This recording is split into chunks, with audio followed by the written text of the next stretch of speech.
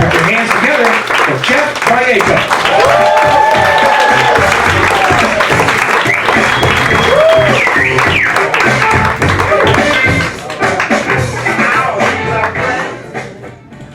Hey guys, I'm Jeff. And as you can tell by my hair, I am very spiritual. Even as a kid, I was asking the big questions. What was the meaning of life? Was there a God? And if so, why did I have to grow up in Wisconsin? I was raised Catholic, but what's weird about growing up in a religious family is how poorly they sell the end goal. You know, heaven. As a child, you're taught if you behave your entire life, you'll get to go to this magical place called heaven, where your grandparents and other family members will be waiting for you when you die. Will be waiting for you when you die. I love visiting my grandparents, but even when they lived in Florida, right next to Disney World, 2 weeks was really more than enough. Now, as I grew up, I transitioned from being religious to being spiritual. And if you're wondering what the difference is, they're basically exactly the same. It's just that when you're spiritual, you don't have to apologize for being into sex. As a Catholic, you're taught abstinence, but as a spiritual person, you learn Tantra. And if you don't know what that is, Google it. You might be a lot more spiritual than you thought. But great sex isn't the only perk to being spiritual. What I realized is that when you're spiritual people can get away with doing anything in the name of spirituality. I was recently in Peru, and we met this native shaman. He invited us to do this ayahuasca ceremony. I later found out that ayahuasca is a class 3 narcotic.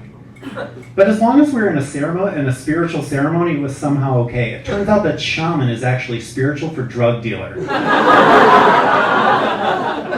By the way, if any of you have any ceremonies coming up and are looking for a connection, see me after the show. It's the nice shaman Tyrone. Perhaps the only bad thing about spiritual people is they're terrible gift givers. I think it's the combination of being poor and giving a lot of importance to meaningless shit. Like I recently had a birthday and I was opening this gift from one of my spiritual friends, and I'm like, oh wow, it looks like a rock. And he's like, oh, that's not just a rock. Remember that full moon that happened the other night? The one where Venus was triangulated with Cancer in the house of Neptune? Very powerful nights. I was meditating at the beach, and at the stroke of midnight, the clouds parted and this moonbeam came down and lit up this rock. It was like the moon was imbibing it with all of its sacred energy. And then I had a picture of you in my mind's eye. It was like the moon was telling me, this rock is for Jeff. I'm like, wow, thanks. That is so much better than the iPad I thought I wanted.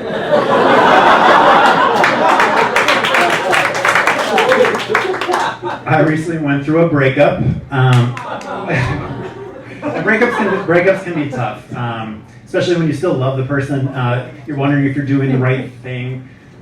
It can really shake you to your core and kind of have you questioning absolutely every decision you make. I was at Starbucks and I was ordering what I always order, a skinny vanilla latte, extra hot, and the 16-year-old behind the counter is like, hot? You do know it's like 100 degrees out. Are you sure you don't want that ice? And inside I'm like, no, I'm not sure. I'm not sure of anything anymore. I mean, we had a great connection. And real couples should work through the hard stuff. Running away is never the answer. But something inside of me is just telling me this isn't right. So I gathered up all the confidence I could, and I looked that barista right in the eye, and I said, I'd like my coffee hot. Please respect my decision. But I have gotten back out there, and I'm dating, and for some reason, I'm getting a lot of attention from women, which I'm very grateful for. And a lot of the attention is sexual, which I'm also very, very grateful for. And it seems like the most attractive thing in the world is an emotionally wounded man. If they could just bottle this. Broken by Calvin Klein. For men who want to have great rebound sex without going through a painful breakup. It'll have her trying to fix you all night long. In this space, this weird space, I've had a couple of very interesting experiences. I don't know if you've had a chance to ever go out with someone who's clearly out of your league. I'm not sure why I pointed at you. If that's your girlfriend, maybe you can relate to this. No, that's a compliment to you. You're a very big compliment to you. But I found out I had a chance to go with someone who was clearly out of my league. And what's weird about that is that they can get away with saying things in bed that you didn't think anyone actually ever said. Like, I'm in bed with this beautiful woman, and all of a sudden she calls me a bad boy. I almost started to laugh. I'm from a small conservative town in Wisconsin. Bad boy meant not finishing my vegetables, not deftly but safely pushing the limits of a beautiful woman's sexual boundaries. But then I kissed her on the neck, and she said it again. I'm like, no way. But by the third time, I somehow let it in. And years of repressed sexual energy came surging to the surface. I became a bad boy. She awoke a part of me I didn't even know was in there. I was like, bad boy, you're damn right I'm a bad boy. Now shut up and hold me while I weep.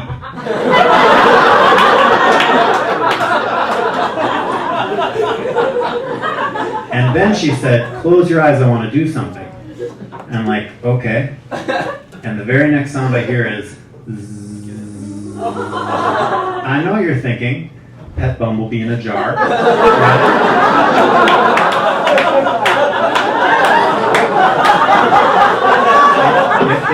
It wasn't. But it did end up stinging a little. However,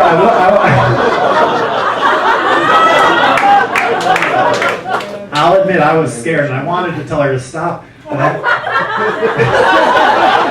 wanted to tell her to stop, but if I did, she might question my manhood. But if I didn't, my manhood might actually be in question. I didn't end up saying anything, and thankfully everything worked out. She doesn't know what a pussy I am, and I get to cross a weird vibrating thing tickling my balls off my bucket list. That's all I got. You guys have been great. Thank you.